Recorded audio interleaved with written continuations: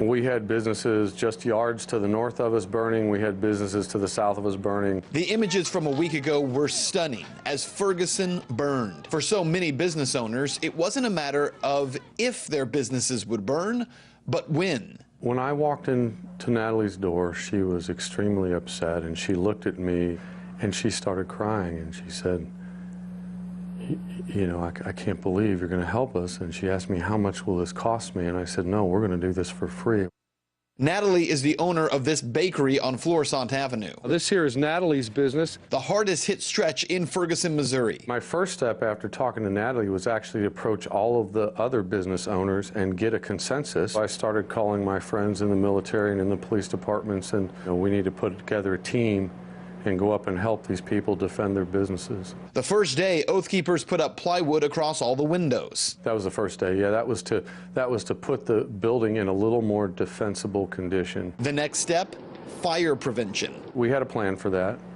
You know, we had buckets of water up there, and we had fuel fire extinguishers, and so my guys would just pick up the fire bombs with their gloves on and throw them in the bucket of water and extinguish them. We are only here to protect the people, and we also have people living in apartments above these businesses.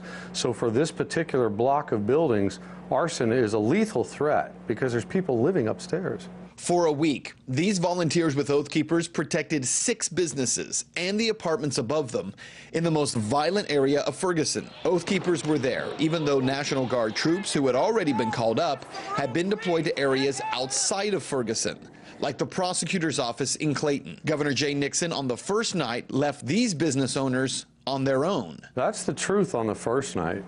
You know, the storyline, the truth, the facts, is that they had over 2 months to prepare for this.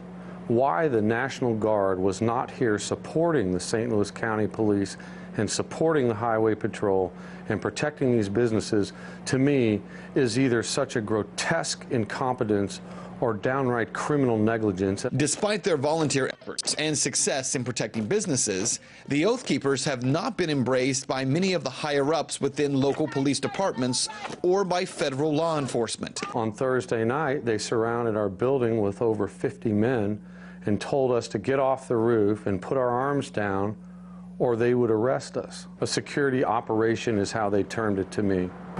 What does that mean, a security operation? So you're basically security guards because you're on the roof? Well, that's what they're claiming. But if you read the statute, and English words still mean what they mean, it clearly says if you are employed by a corporation as a security personnel, and there's 3 or 4 different descriptions of different types of security personnel, they all have the word employed in it because they have to. You can't regulate volunteers. Sam says a former Marine who was on his team also spotted a 3-man sniper team taking position and pointing rifles at the Oath Keepers.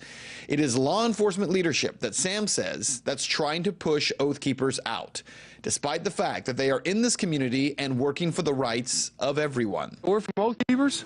Just wanted you to know we're here to protect you guys. We're about supporting everybody's rights. Okay. And so don't let the media lie about us. Tell the truth. We love everybody and we care about everybody.